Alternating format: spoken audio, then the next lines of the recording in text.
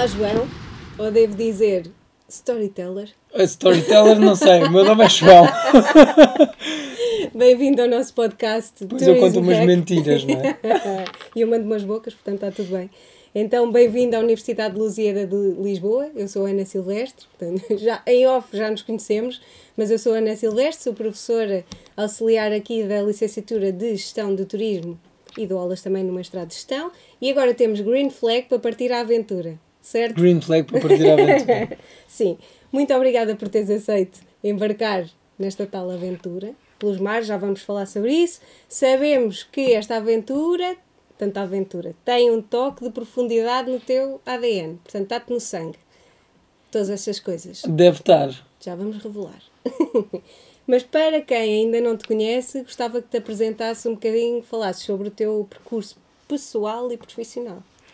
Ok, então vou tentar. Isto é sempre um problema porque eu faço algumas coisas diferentes, mas também eu não sou o que eu faço, não é? Enfim, então. Sou João, sou filho de pais brasileiros, mas nascido em Portugal. Sou filho de pais que me ensinaram sempre a tentar ser uma pessoa curiosa, a tentar ser uma pessoa que gostaria de experimentar se calhar muitas coisas. Isso estava dentro de mim, mas também foi de alguma maneira incutido por um sentido de pessoas a dizerem-me: queres fazer, faz, experimenta, vê, magoa-te, não te magoas, brinca, faz. E eu acho que isso moldou muito a minha personalidade, porque hoje em dia comecei por ser mais que tudo surfista, mas isso evoluiu para, através do surf, contar histórias que vão desde a cultura ao impacto e à sustentabilidade, à história, tudo muito ligado pela viagem. E depois tenho um outro lado, que é um lado de músico. A minha mãe é pianista, o meu pai também é músico, e acabou por ser algo que ficou na minha família, na minha irmã e em mim, e que de alguma maneira se junta tudo no meu Ikigai, junta-se tudo isto e eu transformei-me numa pessoa que faz muitas coisas diferentes, que joga com muitas realidades diferentes. Eu em off também disse que já te sigo desde a Fuel TV, portanto foi aliás aí que comecei a perceber que, bom, um dia se eu tiver um podcast eu tenho que convidar esta pessoa e por isso... Parece um bom Pokémon. Exato. Pokémon Go, aqui do mar. Então, eu sou de turismo e esta parte do turismo desportivo também me leva a querer saber mais. Já falamos também off da onda mecânica do Barreiro, mas também me leva aqui a uma bem perto. Então sabemos que o surf, agora até estamos mais de olhos postos para o surf e sabemos que isto tem crescido.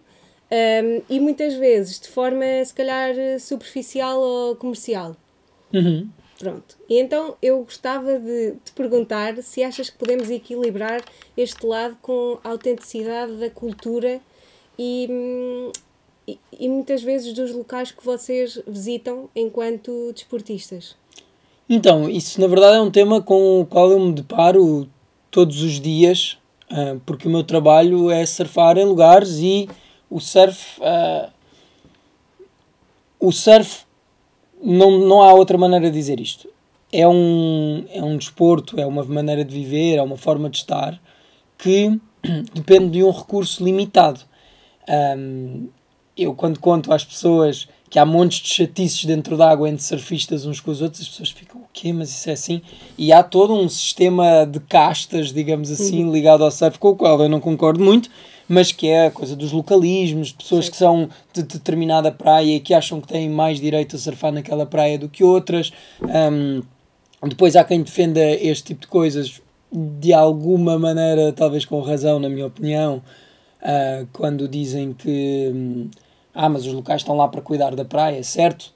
Estão lá para cuidar da praia, mas também estão lá para usufruir um pouco mais de alguns direitos. Ainda ontem tive uma conversa com uma pessoa que nas redes sociais, acontece muito esta coisa das redes sociais agora virar um bate-boca, em que eu publiquei um vídeo num lugar que nem sequer é um lugar assim muito secreto e tal, é um lugar conhecido, mas que não funciona sempre, e houve uma pessoa que me respondeu a dizer: mas porquê que puseste isto? Mas calma, eu vi esta pessoa a fotografar o mesmo lugar, porque é que eu não posso fazer isso? Porque é que só algumas pessoas... Porque esta pessoa, pronto, diz que é de lá e eu não sou, ou o que for. Eu contribuo às vezes para mostrar lugares E com o crescimento do surf em Portugal, no mundo, e Portugal a ser um lugar tão requisitado por surfistas de todo o lado, é absolutamente normal que as pessoas venham de outros lugares para surfar aqui na nossa costa. E que quem já surfava há 20 anos e que se calhar começou a surfar com mais 2 ou 3 pessoas numa praia, de repente se veja a ter que disputar ondas com gente nova que não conhece e tudo mais. O reverso da moeda é que há tantas escolas de surf que deram oportunidade a surfistas de se profissionalizarem. Há eventos nos quais muita gente trabalha. Há mais marcas ligadas ao surf. As marcas mainstream, o Mel, a TAP, marcas com quem eu já trabalhei, são todas marcas que não são nativas do surf. Então, e sem falar no restaurante, nas comunidades que são revitalizadas, as ericeiras da vida que não eram pequenas vilas pescatórias e que hoje em dia são centros desenvolvendo também por causa disto. Ou seja, tem partes boas, tem partes más. Se eu tiver que fazer um balanço, acho que são mais boas que más. Muito bem, também concordo. E agora queria-te levar para outras terras. Queria-te levar para a Andaluzia, não é? Ok. Porque achei curioso, porque casaste o flamenco com esta parte da tradição e da cultura e do surf. Por isso, gostava que nos contasses como é que foi o pulsar dessa aventura. É uma cultura diferente da nossa. Essa viagem, ela tem um contexto. Foram 3 viagens rumo ao sul partindo daqui, à procura de ritmos tradicionais, de ritmos e estilos musicais tradicionais dos lugares por onde nós fomos passando. Numa tentativa de juntar, lá está, o surf e a música, pois, que são essas duas valências que às vezes têm uma comunicação difícil. Sim. Principalmente a música que eu gosto e o que é que eu gosto na música, que é essa parte quase etnográfica de outras culturas, etc. E essa viagem à Andaluzia em concreto foi a segunda. Nós já tínhamos passado pelo Alentejo e pelo Canto Alentejano. O flamenco era um estilo sobre o qual eu sabia muito pouco, embora esteja aqui ao lado. Sabia que tinha um elemento cultural riquíssimo, não é só um estilo de música. O flamenco acaba por ser uma forma de toda uma comunidade se expressar. Não tem só influências ciganas, mas tem uma parte muito importante na cultura cigana e que floresce daquela maneira. Hoje em dia o flamenco, inclusive, que é um estilo que... Como o surf virou mais pop em Portugal, o flamenco também virou mais pop em Espanha, e tens Rosalias e coisas do estilo a utilizarem as bases do flamenco e a fazerem coisas que são super new school, ou indo para um lado mais erudito, não tão pop, o flamenco a misturar-se com jazz e tudo mais, mas a raiz, a essência do flamenco, ou as muitas essências do flamenco, vem de uma comunidade às vezes até muito marginalizada e era isso que eu queria explorar, não era só a música em si. Tive a sorte de falar com grandes músicos e o episódio existe, está no meu YouTube. Exato, foi lá que eu... Exato, está no meu YouTube, já esteve na televisão, mas para quem quiser é o Frequency.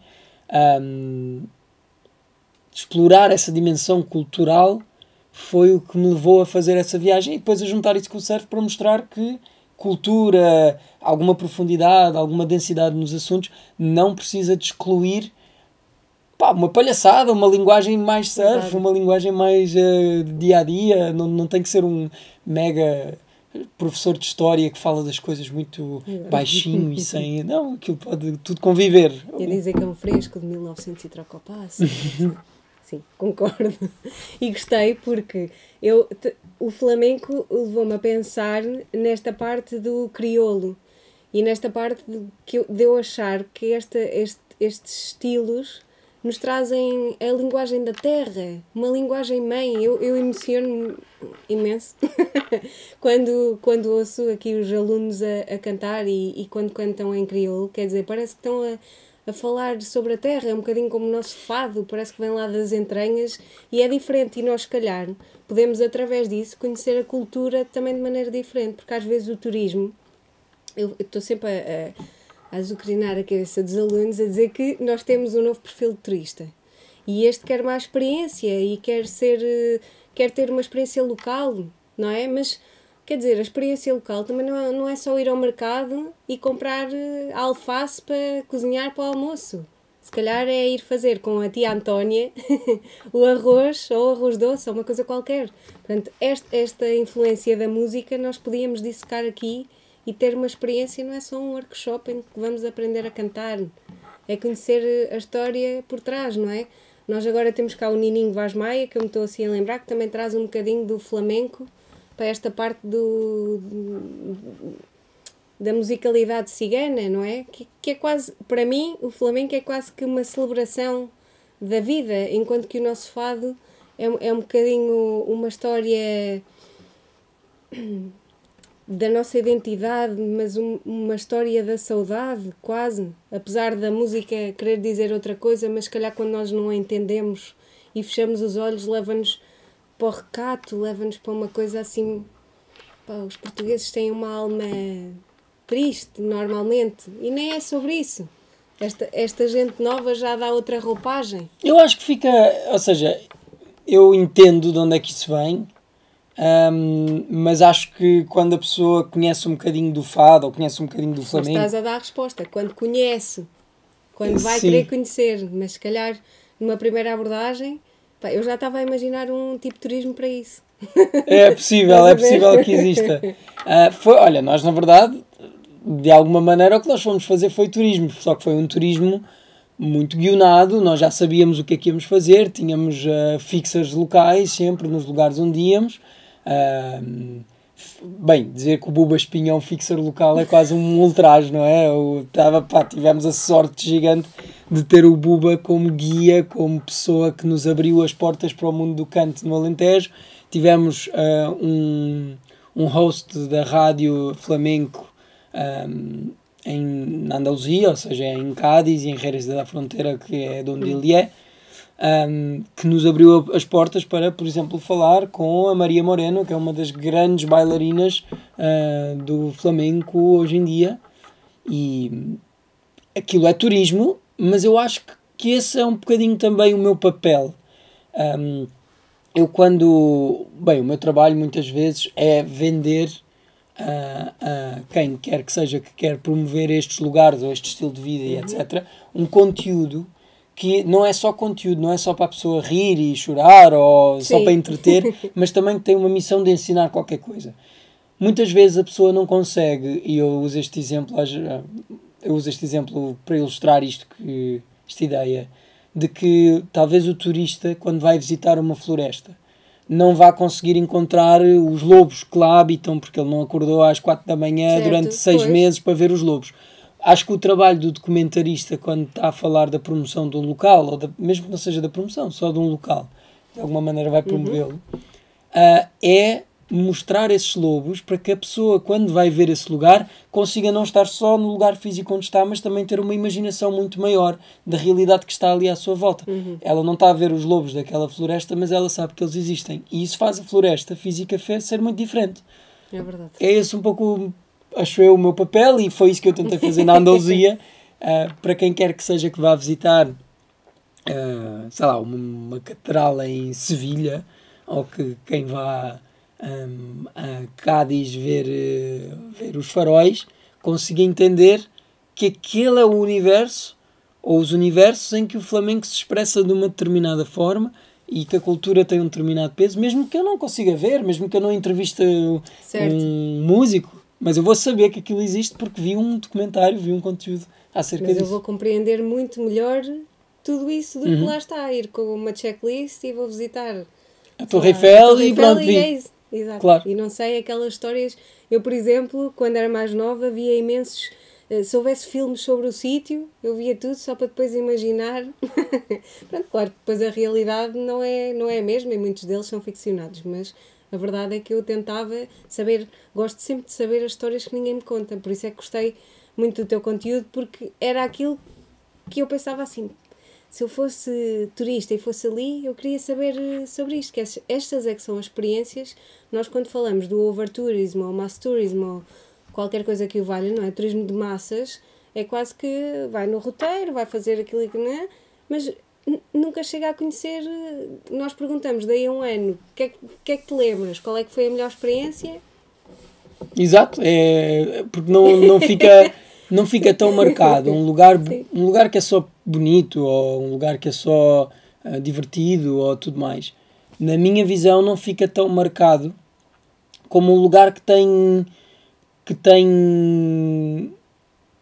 o peso da imaginação, porque nós sabemos alguma coisa sobre ele. Sim. Nós vemos ali que, olha, aqui houve uma batalha e morreu gente, ou aqui houve uma lenda de que se reuniam aqui os abades de vários concelhos e reuniam-se aqui para decidir o rumo destas pessoas quando não havia telemóveis. Eles vinham para aqui e andavam 2 dias cada um do seu sítio e combinavam num dia do ano que iam se encontrar aqui. Estou-me a lembrar de histórias específicas. Estes lugares às vezes são só, olha, um miradouro. Mas se eu souber que aquele lugar era uma coisa, que tinha uma história... Tem um significado diferente e eu vou-me lembrar... É verdade, é verdade. Então, voltamos aqui às histórias, já disseste, por isso é que eu te disse do storytelling. És conhecido pelo storytelling também, para além do surf e da música. Então gostava que nos pudesses contar como é que as histórias, já desvendaste, como é que estas histórias podem modificar a experiência do turista. Eu acho que foi isto que eu acabei de dizer. Nós, quando sabemos histórias, a história e as histórias e as lendas e o significado de um determinado lugar, de um determinado objeto, ou seja lá o que for que nós estamos a ir visitar, nós olhamos para a realidade como quem tem uns óculos de realidade aumentada metidos o tempo todo. Porque aquilo está cheio de outras coisas que não se consegue ver nas paredes, mas que nós conseguimos saber e imaginar que aquelas paredes têm ali guardadas aquelas paredes contam uma história, na verdade. Certo. É isso. Muito obrigada. Então, o surf tem uma conexão direta com a natureza. Mas claro, já toda a gente percebe isso. Mas também tem esta parte do apelo comunitário. Certo? Que já falámos um bocadinho sobre isso. Então, tu achas que pode ser utilizado para promover a sustentabilidade e um turismo mais consciente? É o que eu estou a tentar fazer neste momento. Também, eu de algum tempo para cá, eu tenho esta... dizem que eu tenho esta valência de comunicar, que eu sou uma pessoa que sabe dizer as coisas de uma forma que fica interessante, que as pessoas gostam de ouvir. E de repente, com base nestes programas que fui fazendo e tudo mais, fui criando uma pequena plataforma de gente que gosta daquilo que eu faço e portanto, assumi que tenho uma voz e tenho acesso a canais de televisão e tenho acesso a umas redes sociais que ainda vão falando com algumas pessoas e percebi que contar histórias apenas pelo entretenimento é muito interessante, eu adoro fazê-lo, mas é algo mais para mim. Certo. De repente comecei a perceber também que estas histórias às vezes tinham um peso na vida das pessoas. Só o simples facto de despertar a curiosidade em pessoas que estavam um bocadinho mais inertes ou de mostrar que o nosso país é incrível e as pessoas poderem valorizar mais o que tem à nossa volta, isso também já trazia em si um sentimento de missão. Eu tenho uma história que eu conto muitas vezes. Estava a ir surfar e fui meio que interpelado por uma senhora que pelos vistos era mãe.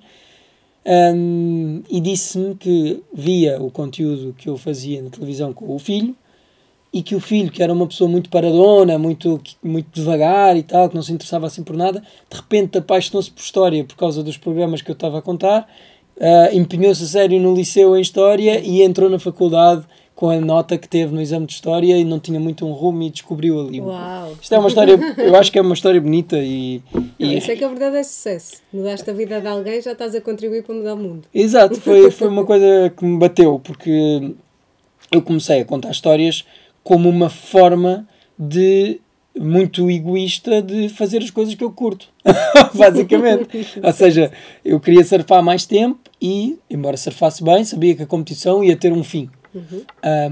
Eu queria viver o mundo, viajar, curtir, fazer as minhas coisas e a maneira de o fazer talvez fosse através do conteúdo, falar com marcas que se interessassem por contar determinadas histórias que eu também pudesse gostar de contar. Era para mim.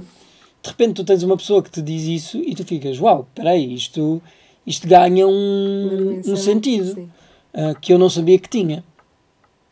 E de repente, ok, vou mudar aqui um bocadinho o sentido e primeiro eu quero, um dos propósitos que eu posso ter associados a isto é incentivar as pessoas, transformar a curiosidade, que para mim é o ingrediente máximo das coisas que eu faço, num valor por si só. se as pessoas forem curiosas, se as pessoas se permitirem interessar-se por aquilo que se interessam, mas que às vezes até é visto como uma coisa, eu não quero ser muito deep neste assunto, que isso é meio nerd, eu não quero estar nisso.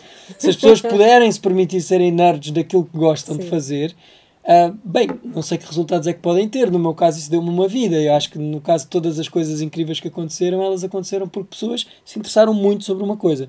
E é um bocadinho isso que eu tento fazer.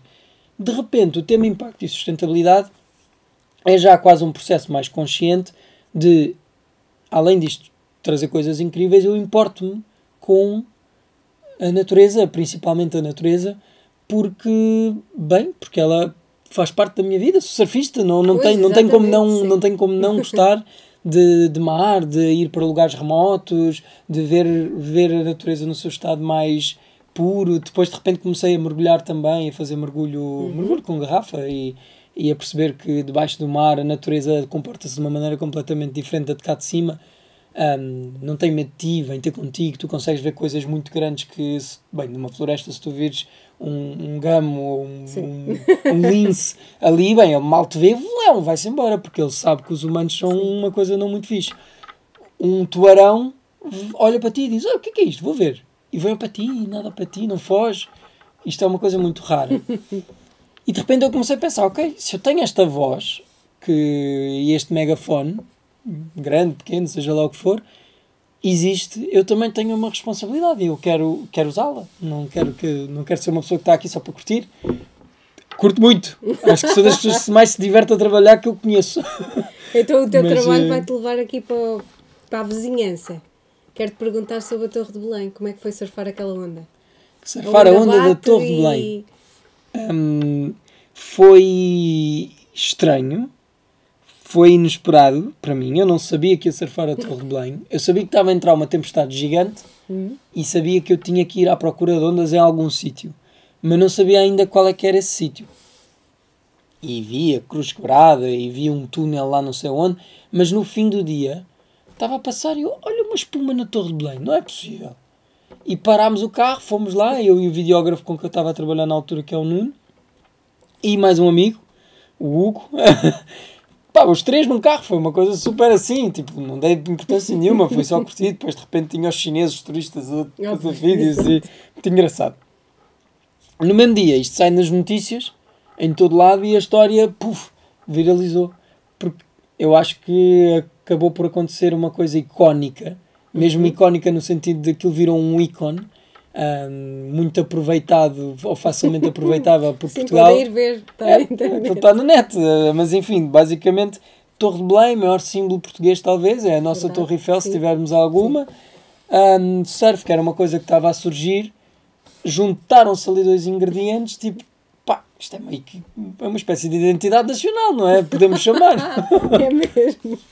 E, não é? E pensar naquilo, que é que aquilo foi antigamente e estares ali num... Eu reapropriei aquilo. Exato. Já foi uma prisão, já foi uma biblioteca, já foi não sei o quê, agora é um spot foi para surfar. Portanto, agora Então, na crista da onda também podemos encontrar estereótipos. Sei que pensas sobre isso, mas gostava que pensasses agora e me dissesses se já encontraste algum e como é que podemos quebrar isso. Sobre surfistas? Bem, eu acho que ele está-se a quebrar visivelmente. Acho que os surfistas... acho que já ninguém pensa, ou talvez algumas pessoas pensem, não sei, eu estou dentro do mundo então não posso dizer, mas eu sei que havia um estereótipo associado aos surfistas, que eram aquelas pessoas que só queriam era estar na praia, cabeça cheia de sal, aquilo fritava o cérebro e que não queriam fazer mais nada e que era surfar o dia todo. Estes existem, como deve existir este tipo de pessoas em todas as áreas de tudo, mas acho que hoje em dia o surf é um desporto e uma maneira de estar em Portugal tão mainstream que, bem, eu tenho reuniões com CEOs das empresas do país e são surfistas, alguns deles, e pessoas que estão no investimento e que são surfistas. Acho que o surf, inclusive, se começar a existir um estereótipo hoje, é que o surf está a ficar caro, as viagens para surfar são caras, e quando a pessoa vai à Indonésia, já não vê tanto aquele surfista heavy metal, estou aqui pé descalço num barco de pescadores, começa a ver muito mais o investidor, começa a haver muito mais a pessoa com um alto cargo numa empresa, a pessoa que ganha um grande salário e que vai ali e consegue pagar o barco na Indonésia. Acho que é capaz do estereótipo se estar a alterar. Começa a ser um desporto que pede uma classe social mais, não sei se mais elevada, mas pelo custo de uma prancha, pelo custo de uma viagem, etc. Então, eu, enquanto investigadora, podia investigar turismo desportivo ligado ao surf e encontrar, se calhar, aqui um perfil também de turista. Lá está, já muito valioso. Sim, com certeza absoluta, não tenho a menor dúvida. E depois outra questão é, quando vocês fazem viagens para ir surfar uma onda, normalmente levam a vossa equipa e levam família, ou o surfista não vai sozinho, não vai? Pode ir muito sozinho. Eu já fiz algumas viagens de surf sozinho.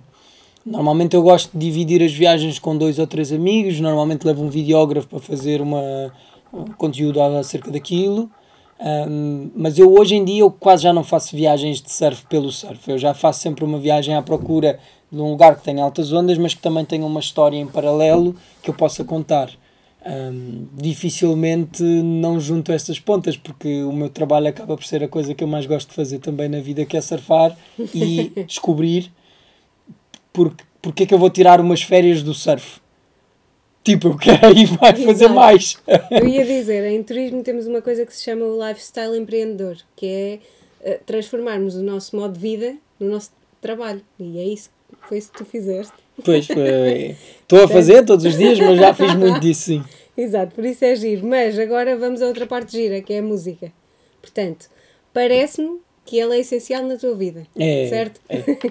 Então, diz-me de que forma é que ela influencia a tua visão do mundo e como é que integra as tuas aventuras. Já foste falando, mas como é que integra as tuas aventuras e também transforma, se calhar, o teu storytelling?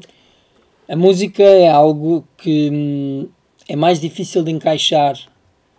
Esta coisa do surfista que viaja para contar histórias, bem, diz-se muito rápido, é uma frase curta, mas eu não consigo me distanciar da música e às vezes as pessoas dizem, mas pessoas do marketing ou das redes ou sei lá o quê, se calhar para a tua identidade, tua marca pessoal, não era tão fixe seres músico.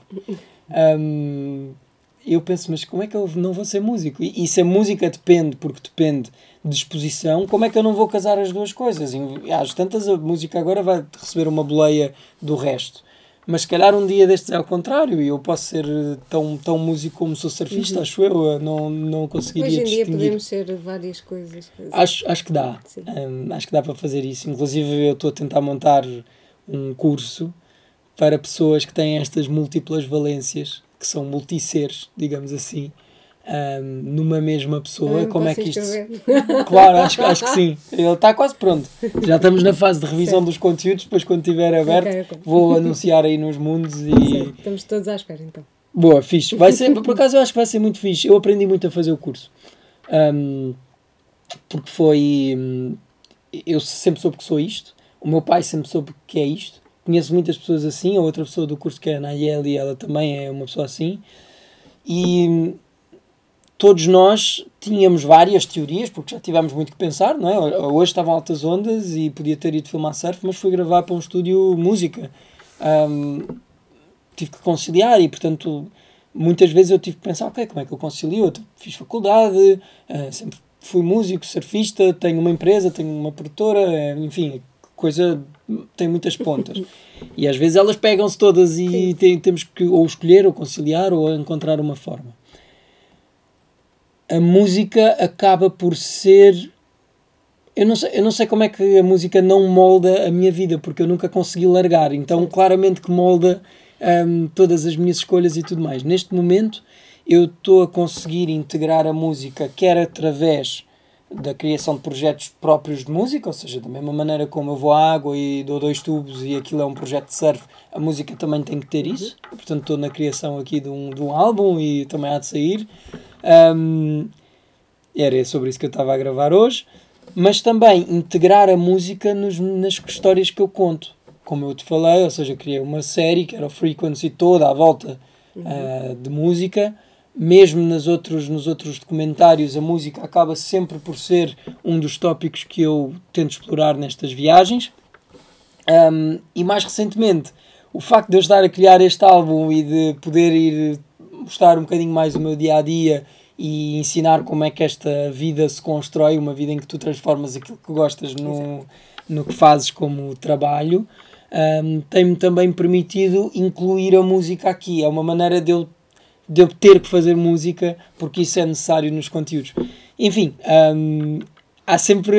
É preciso inventar, eu acho, quando a pessoa tem interesses muito dispares, eu acho que é preciso inventar uma forma deles casarem-se uns com os outros. Não há outra maneira. Nem que tenhas que inventar uma profissão. Bem-vindo ao meu clube. Então, gostava. Eu tinha aqui last but not least, outra vez, turismo desportivo, com destaque no surf, misturando esta música, o storytelling, tudo isto. De que forma é que tu, já me contaste aqui uma história, mas de que forma é que tu já foste tocado por algumas pessoas por onde passaste? Portanto, esta parte da comunidade, como é que podes nos desvendar aqui mais um ponto ou outro de sítios onde te cruzaste com alguém que te disse algo que te marcou ou que até trouxeste para a música? Não sei se trouxe para a música, mas houve vários lugares, quase todos os lugares têm pessoas brutais. E nós já levo 10 anos de produção para saber para criar uma espécie de um olfato treinado para encontrar estas pessoas incríveis. E não são poucas mesmo. Tenho várias histórias. Eu gravei nas minas do Lousal com um senhor que trabalhou nas minas ainda durante o Estado Novo, portanto, que viveu o período mineiro muito complicado, muito revolucionário também.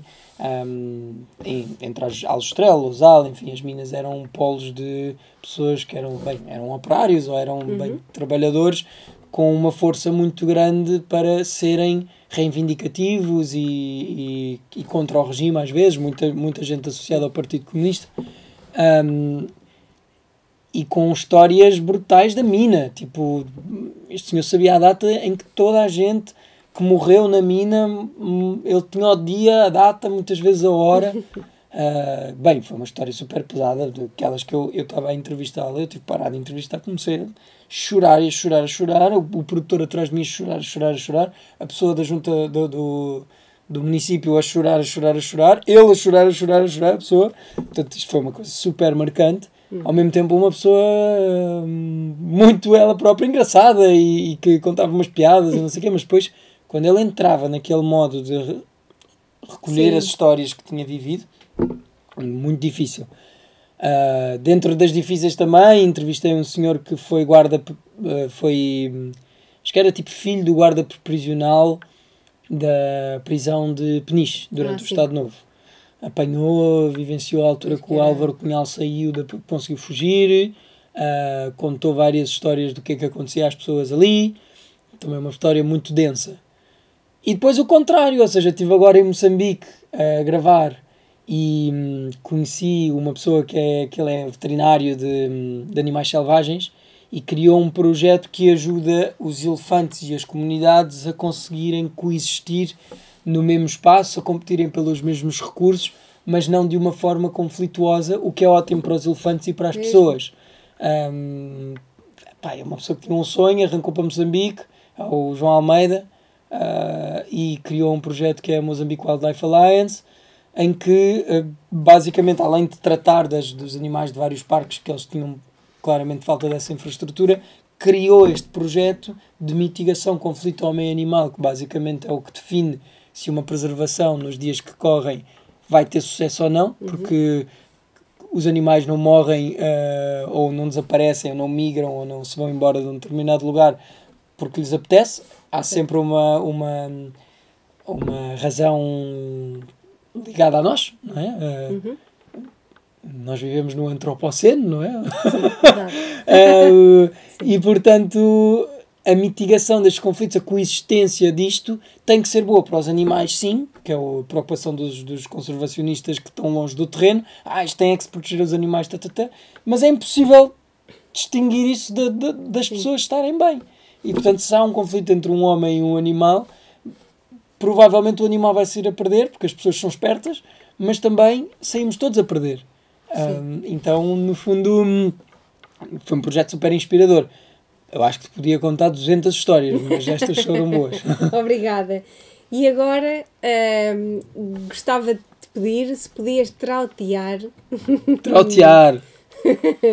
uma música. Portanto, eu tinha aqui na rua dos meus ciúmes, porque eu gostava que o episódio terminasse com um sabor.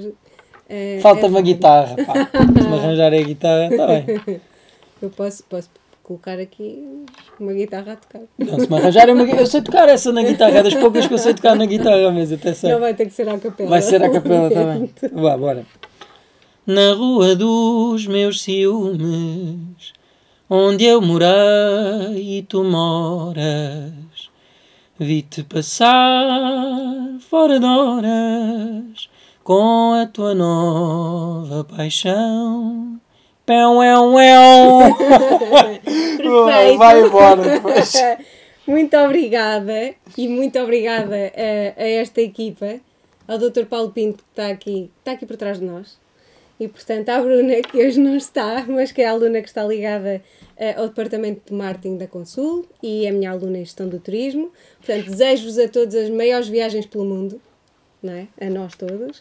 Aos ouvintes, encontramos-nos no próximo destino. Não se esqueçam de nos seguir nas redes sociais da Universidade de Lusíada de Lisboa e da Consul. E sigam o nosso convidado, porque nós não podemos perdê-lo e vocês também não. Está fácil de perder. Obrigado. Pessoa sempre, muito obrigada.